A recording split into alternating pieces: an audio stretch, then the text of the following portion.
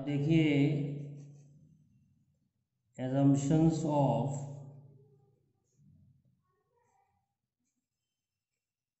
kinetic theory of gases।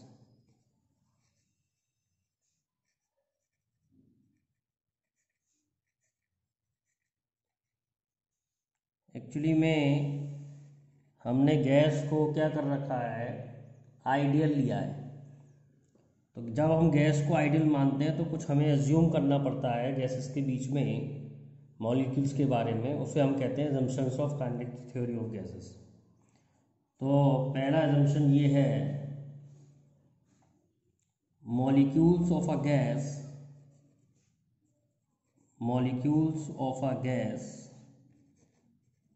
are all identical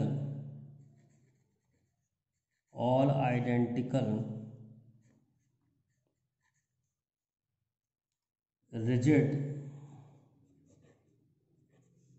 and very small in size।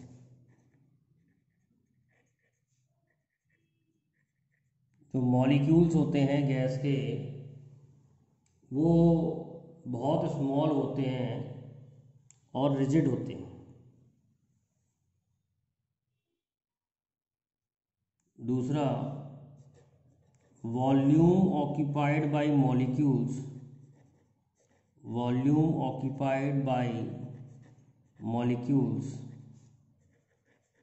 is negligible as compared to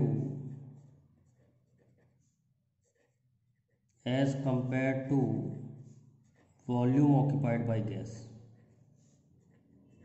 मतलब molecule बिल्कुल भी जगह नहीं घेरते हैं। जो गैस का वॉल्यूम है उसमें मॉलिक्यूल्स का जो वॉल्यूम है वो बिल्कुल नेग्लिजिबल है। Volume occupied by molecules is negligible as compare to volume occupied by gas. तीसरा असम्पशन है,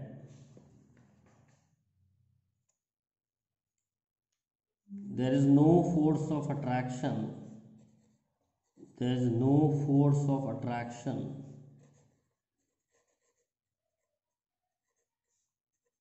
between मॉलिक्यूल्स के बीच में कोई फोर्स ऑफ अट्रैक्शन नहीं है। कोलिजन बिटवीन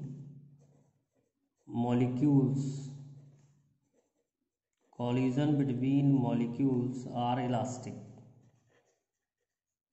कहने का मतलब ये है, there is no loss of kinetic energy।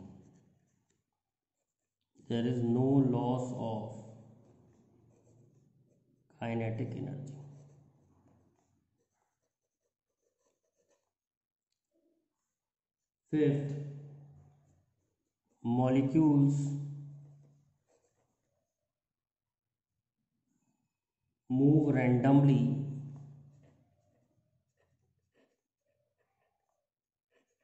in all direction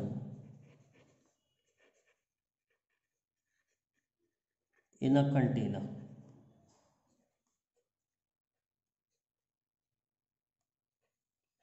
molecules move randomly in all direction में कंटेनर। मॉलिक्यूल्स का जो मोशन है वो रैंडम है। Time of collision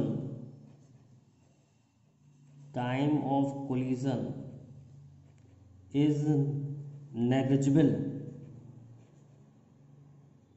Time of collision is negligible as compared to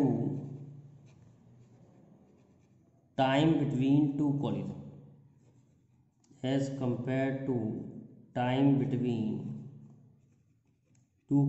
यानी जो molecules की टक्कर है उसका कोई टाइम नहीं है, मतलब टक्कर का समय बहुत कम है। जो दो टक्कर के बीच का समय है वो तो ज़्यादा है, लेकिन जो टकराने का समय है, जितनी देर टकराते रहते हैं वो बहुत कम है। Time of collision is negligible as compare to time between two collision. तो ये जो अजम्पशंस हैं ये हमने बातें मानी हुई हैं काइनेटिक थ्योरी ऑफ गैसेस में, गैस की काइनेटिक थ्योरी समझने के लिए। और इसमें दो अजम्पशंस बहुत इंपॉर्टेंट हैं।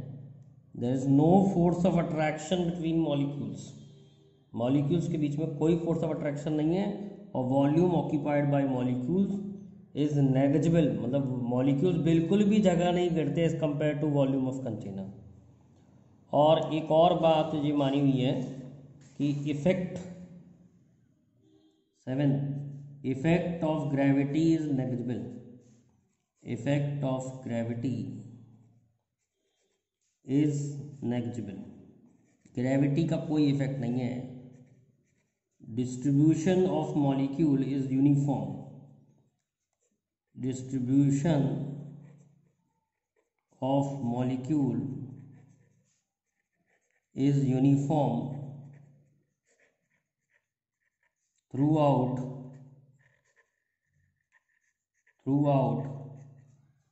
the volume of container,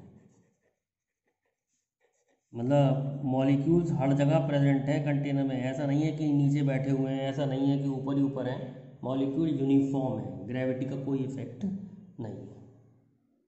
gas pressure exerted by a gas, मान लो एक क्यूब है, उसमें मॉलिक्यूल्स जो हैं वो चल रहे हैं, मान लो कोई मॉलिक्यूल एम है, वो चल रहा है एक्स डायरेक्शन में, एल जो है लेंथ ऑफ क्यूब है, हमने माना है। अब प्रेशर लगाता ही क्यों है मॉलिक्यूल, तो molecules move randomly in container, move randomly in container and collide with walls of container. Molecule जो है कंटेनर की वॉल से टकराते हैं and suffer change in momentum, and suffer change in momentum, thus exert force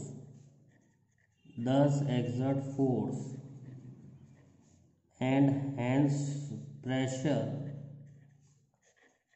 on walls of container।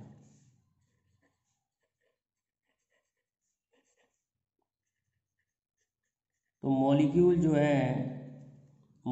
जो है दीवार से टकराते हैं, टकरा के लौटते हैं, मोमेंटम चेंज होता है, चेंज इन मोमेंटम से फोर्स बनता है और फोर्स से प्रेशर बनता है।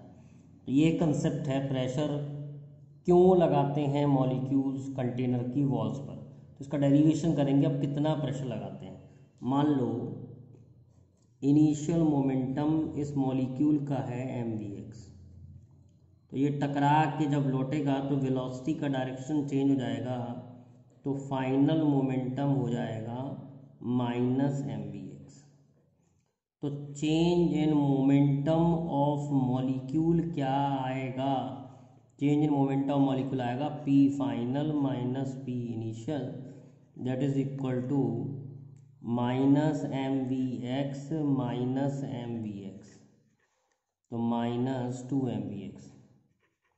अब हम अगर वॉल को और मॉलिक्यूल को, मतलब वॉल को और मॉलिक्यूल को एक सिस्टम माने, तो हम कह सकते हैं change in momentum of molecule plus change in momentum of wall is equal to 0, क्योंकि कोई फोर्स नहीं है। अगर कोई फोर्स नहीं होगी, एक्सटर्नल फोर्स नहीं होगी, तो चेंज इन मोमेंटम दोनों का मिला के 0 होगा। तो यहाँ से एक रिजल्ट निकलता है change in momentum of wall is equal to negative of change in momentum of molecule. तो change in momentum of molecule हम जानते हैं कितना है, -2mvx, तो ये निकल आएगा आपका 2mv। याद भी कर सकते हैं, जो मॉलिक्यूल का चेंज इन मोमेंटम होगा उसका उल्टा चेंज इन मोमेंटम होगा वॉल का। अब हमें change in momentum of wall पता लग गया है, तो बेटा अब हम फोर्स का फॉर्मूला लगाएंगे, न्यूटन का सेकंड लॉ। फोर्स होता है change in momentum upon time. तो हम निकालेंगे 2mvx अपॉन टाइम। अब टाइम कैसे निकालेंगे? मॉलिक्यूल जो है ऐसे चल रहा है, मॉलिक्यूल ऐसे गया, फिर ऐसे गया, फिर ऐसे टकराया, यानी दो टक्कर के बीच का समय जो होगा इतना डिस्टेंस चलेगा 2l, और कितनी स्पीड से चल रहा था vx, तो इतना टाइम लगेगा उसे टकराने में। तो टाइम आ गया 2mvx upon distance upon speed 2l upon vx। तो ये फोर्स आ गई जो एक मॉलिक्यूल दीवार पर लगाएगा। एक मॉलिक्यूल पर एक मॉलिक्यूल थोड़ी होगा, मॉलिक्यूल तो बहुत सारे होंगे। तो टोटल फोर्स कैसे निकालेंगे? सारे मॉलिक्यूल का ऐड करना पड़ेगा। m upon L vx1 square plus vx2 square vxn square. अब हम क्या करते हैं, n से मल्टीप्लाई कर लेते हैं और बेटा n से डिवाइड कर देते हैं। इससे कोई फ़र्क तो पड़ेगा नहीं, क्योंकि n से मल्टीप्लाई किया है और n से डिवाइड किया है, तो कोई फ़र्क तो पड़ेगा नहीं। लेकिन ये हमारे काम की चीज़ बन जाएगी। ये vx स्क्वायर है, ये vx2 स्क्वायर है, ये vx square divide by n करेंगे तो टोटल डिवाइड बाई n, तो ये एवरेज आ गया। तो mn upon L vx square का bar, this is the total force. अब हम क्या करते हैं, हमने ये माना था कि मॉलिक्यूल जो है वो x डायरेक्शन में जा रहा है, पर मॉलिक्यूल तो कहीं भी जा सकता है। मॉलिक्यूल तो बेटा कहीं भी जा सकता है, x में भी जा सकता है, y में भी जा सकता है, z में भी जा सकता है। तो अब इस डेरिवेशन को बेटा आगे कैसे करेंगे? अब देखिए, वेलोसिटी ऑफ मॉलिक्यूल जो होती है वो होगी vxi plus vyj plus vz की। इसका मतलब मैं इसका मैग्नीट्यूड को निकाल सकता हूँ vx square plus vy square plus vz square. अब मैं एवरेज ले रहा हूँ इसका तीनों का, तो ये आ जाएगा vx स्क्वायर का बार, vy स्क्वायर का बार, vz स्क्वायर का बार। अब समझने वाली बात ये है कि ये तीनों एवरेज सेम होंगे, तो आप इसे दूसरे तरीके से समझ सकते हैं। तीनों एवरेज सेम कैसे होंगे? एवरेज सेम होंगे, वैसे सेम नहीं होंगे। एवरेज मान सकते हैं कि लगभग सेम है। हम मान सकते हैं कि vx स्क्वायर का एवरेज, vy स्क्वायर का एवरेज, vz स्क्वायर का एवरेज सेम है। कैसे? जैसे मान लो क्लास में 3 रो हैं, मैंने टेस्ट लिया, तो इस बच्चे के नंबर आए, इस बच्चे कुछ नंबर आए, इसके कुछ आए, इसके कुछ आए, इसके कुछ आए, ऐसे ही इस रो में भी इसके अलग अलग अलग अलग नंबर आए, इसके भी अलग अलग अलग नंबर आए। लेकिन क्योंकि इसमें कुछ बच्चों के अच्छे आएंगे, कुछ बच्चों खराब आएंगे, मिल के कुछ एवरेज आ गया। इसमें भी ऐसे ही होगा, कुछ बच्चों के अच्छे आएंगे, कुछ बच्चों खराब आएंगे, मिल के एवरेज आ जाएगा। कुछ बच्चों के अच्छे आएंगे, कुछ बच्चों खराब आएंगे, मिल के एवरेज आ जाएगा। लेकिन अगर ये बच्चे बहुत सारे हैं तो इन सब का एवरेज लगभग सेम आएगा। ज़्यादा बच्चे हैं, इसीलिए अगर मॉलिक्यूल बहुत सारे हैं तो उनका एवरेज वेलोसिटी सेम आएगी। तो v square bar can be written as vx square bar plus vx square bar, सबको vx स्क्वायर बार रख दिया, तो v स्क्वायर बार आ जाएगा 3vx स्क्वायर बार। तो vx स्क्वायर की बेटा बार की वैल्यू आ जाएगी v स्क्वायर बार अपॉन 3। तो जो हमने फोर्स का फॉर्मूला निकाला था mn vx square bar upon l, इसमें हम क्या कर रहे हैं, vx स्क्वायर की वैल्यू रख रहे हैं v स्क्वायर बार अपॉन 3। और प्रेशर का फॉर्मूला, क्योंकि फोर्स अपॉन एरिया होता है और दीवार का जो एरिया होगा वो एल स्क्वायर होगा हमारे डायग्राम के मुताबिक, तो v स्क्वायर बार 3l और दीवार का एरिया एल स्क्वायर, तो ये आ जाएगा 1/3 mn v square bar upon volume, L cube बेटा वॉल्यूम हो गया। तो प्रेशर का फाइनल फार्मूला मैं ऐसे लिख रहा हूँ 1/3 mn, v स्क्वायर बार को मैं c स्क्वायर लिख रहा हूँ, इसका स्पेशल नाम रख दिया है रूट मीन स्क्वायर वेलोसिटी, उसका सिंबल है ये रूट मीन स्क्वायर वेलोसिटी। तो रूट मीन स्क्वायर वेलोसिटी को सी से लिखते हैं, तो मैंने बी को सी से लिख दिया क्योंकि ये आरएमएस वेलोसिटी होती है। तो root mean square velocity upon V, this is the formula for pressure, जिसमें एम क्या है, एम है मास ऑफ वन मॉलिक्यूल,